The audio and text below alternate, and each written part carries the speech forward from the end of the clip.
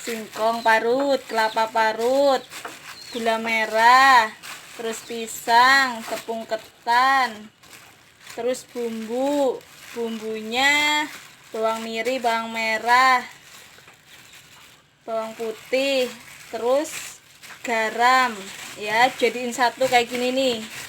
Tuh, jadiin satu. Oke? Kalau udah kayak gini, udah jadi kayak gini, udah jadi adonan kayak gini, terus kita gulung-gulung ya. Gulung-gulung kecil-kecil, terus kita masukin ke tampah yang udah ada tepungnya. Nah, gitu ya teman-teman. Nih kayak gini. Terus katanya Pak, kalau minyaknya udah panas, kita masukin nih teman-teman. Nah, masukin.